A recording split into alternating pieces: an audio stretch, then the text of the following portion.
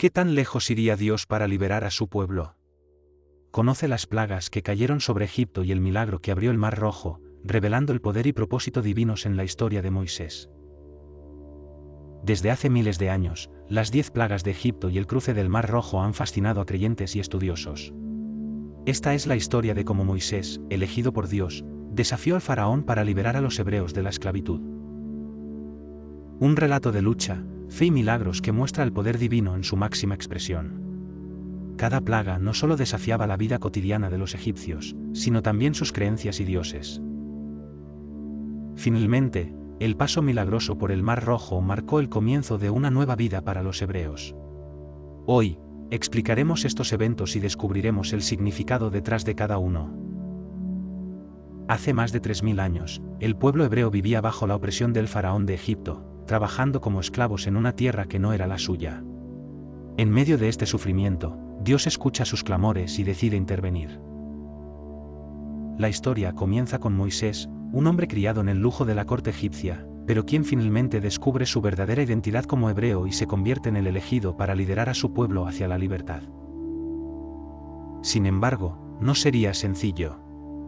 Moisés se enfrenta a un faraón terco, que se niega a liberar a los hebreos, a pesar de las advertencias de Moisés y Aarón, su hermano.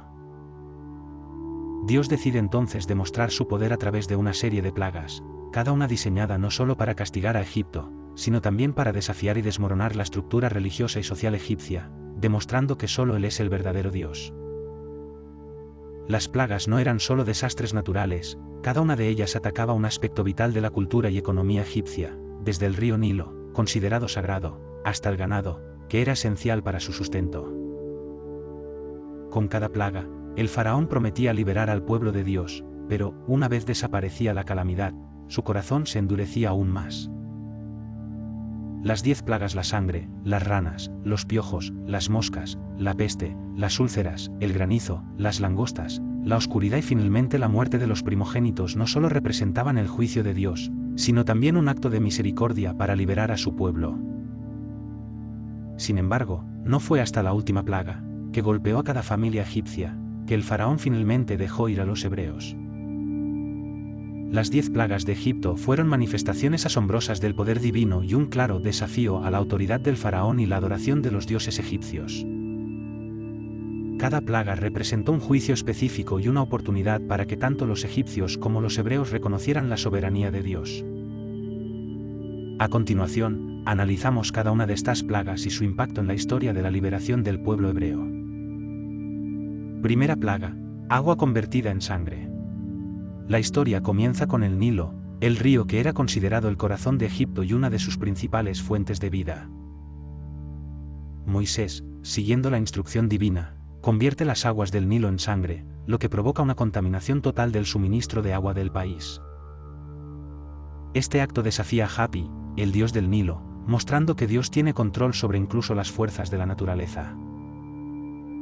Las consecuencias son devastadoras: los egipcios no pueden beber agua, y los peces mueren, causando una gran pestilencia. Sin embargo, los hebreos en Gosén se salvan, lo que resalta la protección divina sobre su pueblo. Esta plaga establece el tono de lo que está por venir, revelando la lucha entre el poder de Dios y la obstinación del faraón. Segunda plaga: las ranas.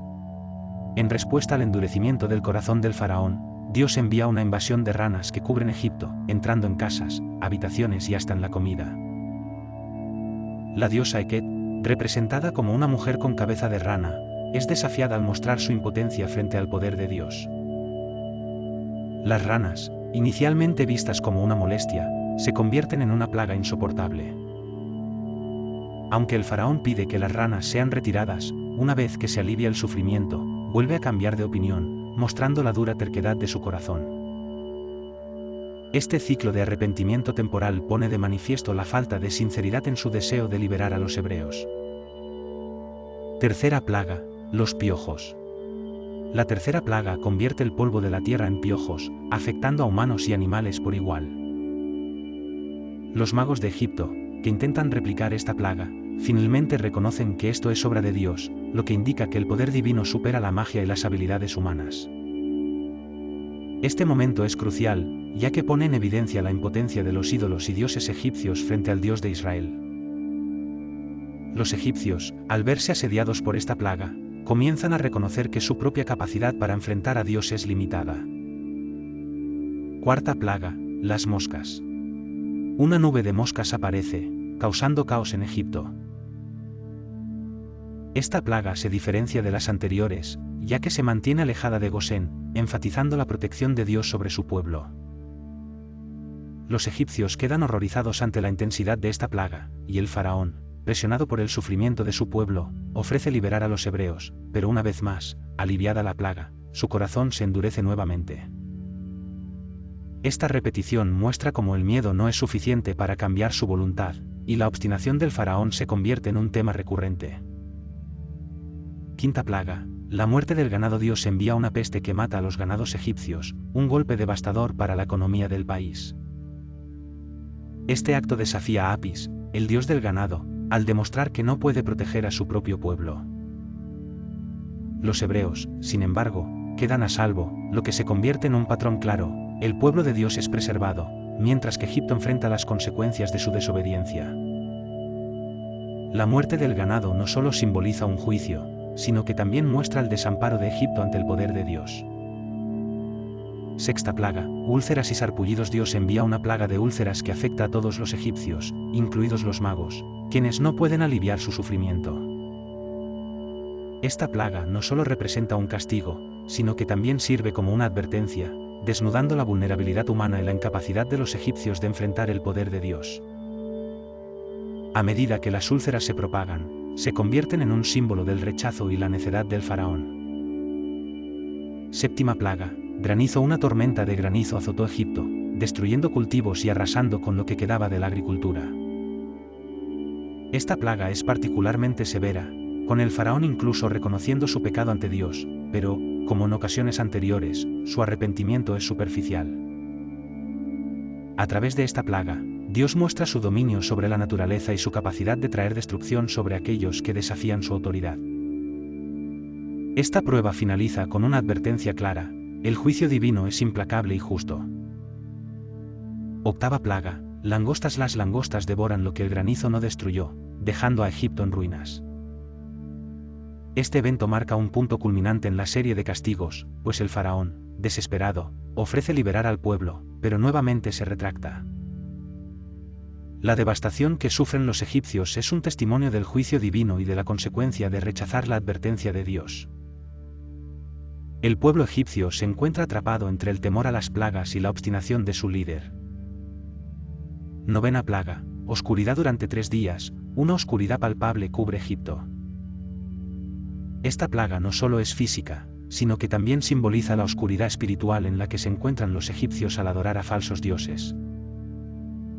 La única luz permanece en Gosén, mostrando la continua protección de Dios sobre su pueblo. Esta experiencia destaca el contraste entre la luz y la oscuridad, un tema recurrente en la Biblia, y representa un llamado a la reflexión sobre la verdadera adoración. Décima plaga, la muerte de los primogénitos. La última plaga es la más devastadora y culmina en la muerte de todos los primogénitos egipcios, desde los hijos de los pobres hasta los hijos del faraón. Dios da instrucciones precisas a los hebreos para marcar sus puertas con la sangre de un cordero, señalando su obediencia y protección.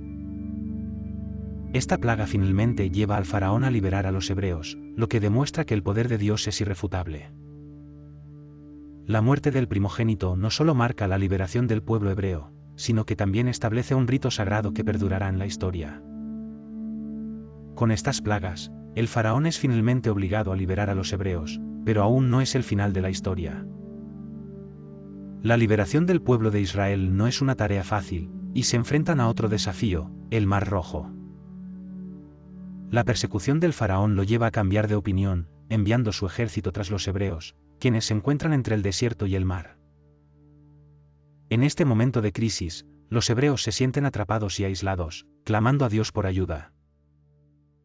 Finalmente, el pueblo hebreo llega al Mar Rojo, y parece que no hay escapatoria mientras los egipcios se aproximan. Pero en ese instante, Dios instruye a Moisés a extender su vara sobre el mar.